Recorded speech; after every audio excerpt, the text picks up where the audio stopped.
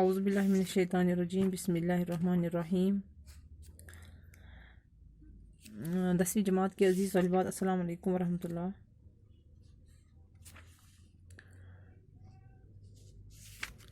عزیز طالبات، ہم نے کل ہمدم کاشمیری صاحب کے بارے میں گفتگو کی۔ آج جو ہمارا موضوع ہے وہ ہمدم کاشمیری کی جو پہلی غزل ہے، ہمدم کاشمیری کی پہلی غزل کے بارے میں ہم آج گفتگو کریں گے۔ ان کی جو پہلی غزل ہے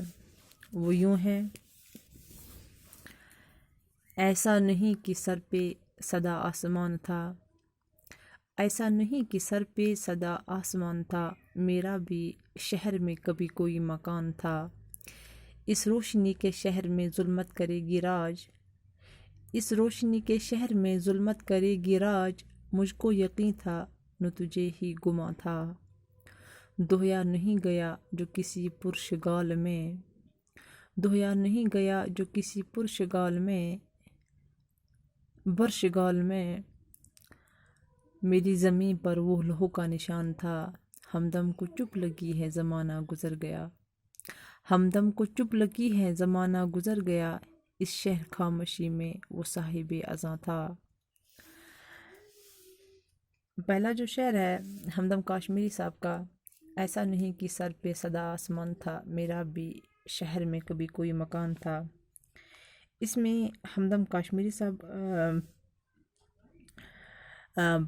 جو ہے اسپیشلی کہ ہمدم کاشمیری صاحب کی جو غزلیں ہیں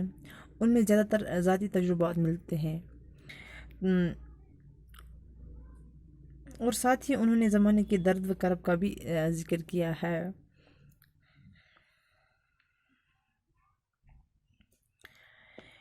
جو ان کی یہ دونوں غزلیں ہیں، ان دونوں غزلوں میں انسانی زندگی کے کئی پہلو جو ہے فنی پختگی کے ساتھ بیان ہوئے ہیں۔ اصل میں ان دونوں غزلوں میں ہر ایک شعر درد و کرب، نا امیدی اور حیرت کا ترجمان ہے۔ اس پہلے شعر میں ہمدم کاشمیری صاحب نے ایسے ہی کرب یعنی مصیبت کا اظہار کیا ہے۔ فرماتے ہیں کہ کشمیر میں جو حالات رہے جس کی وجہ سے بہت سارے گھر جو ہیں وہ اجڑ گئے، بستیاں تھیں وہ اجڑ گئیں، غرض اس پر آشوب کا دور جو ہے، آشوب کے دور میں کیا کچھ نہ ہوا، جس کی زد میں ہر کوئی کسی نہ کسی طرح آ ہی گیا، اسی طرح میں بھی اس کی لپیٹ میں آ گیا، یعنی کہ میرا بھی اس شہر میں ایک مکان تھا، میرا مکان جو ہے وہ خاکستر ہوتے ہوئے میں نے دیکھ لیا۔ ایسا نہیں تھا کہ میں ہمیشہ سے کھلی فضا میں آسمان تلے زندگی گزار رہا تھا، بلکہ اس شہر آشوب میں میرا بھی مکان تھا، میں بھی اپنے مکان میں رہتا تھا۔ اب ایسا ہوا ہے کہ اس ظلمت کی زد میں، اس مصیبت کے زد میں یا اس مصیبت کی لپیٹ میں آ کر اپنا مکان جو ہے خاکستر ہوتے ہوئے دیکھ چکا ہوں۔ ایسا نہیں کہ سر پہ سدا آسمان تھا، میرا بھی شہر میں کبھی کوئی مکان تھا، یعنی کہ اس شہر میں ہمدم کاشمیری صاحب اپنے مکان کی تعریف کرتے ہوئے اپنے ذاتی جو تجربات ہے، یعنی ایسے ہی مصیبت کا اظہار کرتے ہیں۔ فرماتے ہیں کہ اس گھر میں اس کشمیر میں جو حالات رہے ہیں اس کی وجہ سے بہت گھر تو اجڑ گئے، اور میرا بھی ایک گھر تھا اس بستی پہ، اس دھرتی پہ، اور میرا گھر بھی اجڑ گیا، میں نے اپنے آنکھوں سے دیکھا، میرا جو مکان تھا وہ خاکستر ہو گیا۔ اب ایسا نہیں تھا کہ میں اس کھلے آسمان کے تلے ایسے ہی زندگی گزار رہا تھا، بلکہ اس شہر آشوب میں میرا بھی مکان تھا، میں بھی اپنے مکان میں رہتا تھا، لیکن بدقسمت کی وجہ سے اب وہ مکان بھی میرے پاس نہیں رہا۔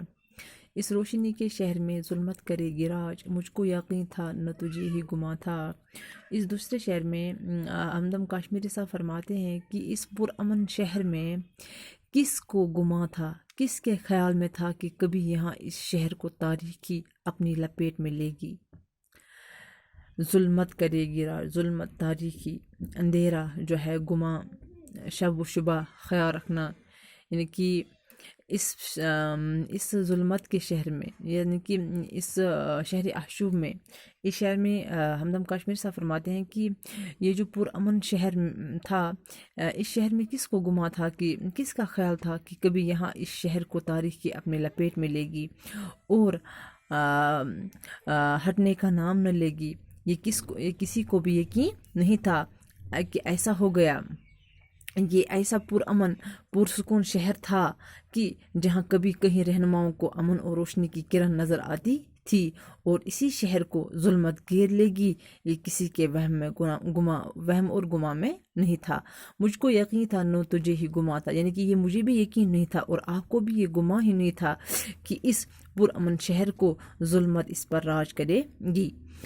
تیسرا جو شہر ہے، دویا نہیں گیا جو کسی برشگال میں، میری زمین پر وہ لوہ کا نشان تھا۔ تیسرے شہر میں یہاں پہ ہمدم کاشمیری صاحب فرماتے ہیں برشگال یعنی کہ بارش، برسات جو ہے، یعنی کہ یہاں پہ برشگال بارش ہے، برسات کو ہم کہہ سکتے ہیں، لوہ جو ہے خون۔ اس تیسرے شہر میں بھی ہمدم کاشمیری صاحب فرماتے ہیں کہ اس شہر میں بھی یعنی کہ وہی صورتحال سامنے ہے جو اس شہر نے، اس وادی نے سہا ہے، ہمدم کاشمیری کی وادی نے، یعنی اس کشمیر نے، یعنی وہ ظلم و ستم، وہ درد و کرب ابھی تک اس کے نشان جو ہے وہ مٹے نہیں، بلکہ نہ کوئی مٹا سکا اور نہ کوئی مسیحا بن کر سامنے آیا جو اس ظلم و ستم سے ہمیں نجات دلائے۔ اس شہر میں بھی ہمدم کاشمیری صاحب یعنی کہ اپنی وادی کے بارے میں، یعنی کہ وہ فرماتے ہیں کہ میری اس وادی میں ابھی تک وہ خون کے نشان باقی ہیں جو یہاں ظالموں کے ہاتھوں گرا ہے،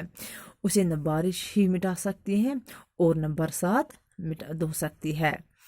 مقطع جو ہے، ہمدم کو چپ لگی ہے زمانہ گزر گیا، اس شہر خاموشی میں وہ صاحب اذاں تھا۔ مقطع میں ہمدم کاشمیری صاحب فرماتے ہیں، یعنی کہ اس میں ہمدم کاشمیری صاحب اپنی خاموشی کا اظہار کرتے ہوئے فرما رہے ہیں، یعنی اس نے کیوں چپ سادھ لی ہے، ہمدم کو چپ لگی ہے زمانہ گزر گیا، یعنی کہ میں نے کیوں چپ سادھ لی ہے، جبکہ وہ ایسا کبھی نہیں تھا۔ جبکہ ہمدم کاشمیری صاحب یہاں اپنے بارے میں بھی فرماتے ہیں کہ میں ایسا کبھی نہیں تھا کہ میں یہ جو صاحب اذاں ہے، اذان دینے والا جو ہوتا ہے، یعنی کہ وہ کسی بھی ظلم یا کسی بھی درد و کرب کے خلاف آواز اٹھانے والا تھا، لیکن ایک مدت سے اب وہ نہ منہ کھول سکتا ہے اور بلکہ وہ کیا ہے کہ چپ چاپ خاموشی سے وہ بیٹھ کر دیکھ رہا ہے کہ اور اپنی آنکھوں سے مشاہدہ کر رہا ہے کہ یہاں اس شہر میں کیا ہو رہا ہے۔ آواز اٹھانے والا جب خاموشی اختیار کر لے، ہم یہ سب جانتے ہیں، کیونکہ یہاں آواز اٹھانے سے پہلے ہی آواز کو دبو دیا جاتا ہے یا آواز کو خاموش کر لیا جاتا ہے۔ انہی باتوں کو سمجھانے کے لیے ہمدم کاشمیری صاحب ہمیں اس غزل کے اس شعر کے ذریعے سمجھانے کی کوشش کر رہے ہیں۔ ہمدم کو چپ لگی ہے زمانہ گزر گیا، اس شہر خاموشی میں وہ صاحب اذاں تھا، یعنی کہ اس میں ہمدم کاشمیری صاحب فرماتے ہیں کہ جو بھی کوئی اس ظلم و جبر کے خلاف آواز اٹھانے والے تھے، لیکن اب وہ بھی منہ کھولنے کے لیے تیار نہیں، یا وہ بھی منہ کھولنے سے ڈرتے ہیں، کیونکہ وہ اب چپ چاپ بیٹھے ہیں اور اس زمانے کا جو یہ نظارہ ہے اس کو دیکھ رہے ہیں، ان زمانے کی جو حالات ہیں، آج کے جو حالات ہیں ان سے وہ روبرو ہو رہے ہیں، لیکن آواز اٹھانے کے قابل نہیں ہے، کیونکہ جس نے بھی یہاں پہ آواز اٹھائی ہے، جس نے بھی ظلم و ستم کے خلاف اپنی آواز کو بلند کیا تھا، اس کو ہمیشہ سے ہی چپ کرا دیا جاتا ہے، اور اس کی جو آواز ہے اس کو ہمیشہ کے لیے خاموش کرا دیا جاتا ہے۔ تو اس کے ساتھ ہی آپ کی جو پہلی غزل ہے ہمدم کاشمیری صاحب کی، اس کو یہ آج مکمل ہوئی۔ انشاءاللہ کل ہم ہمدم کاشمیری صاحب کی جو یہ دوسری غزل ہے اس پر ہم کل تبصرہ کریں گے، اور انشاءاللہ آگے چل کر ہم اس کے جو سوالات ہیں ان کا بھی ہم ملاحظہ فرمائیں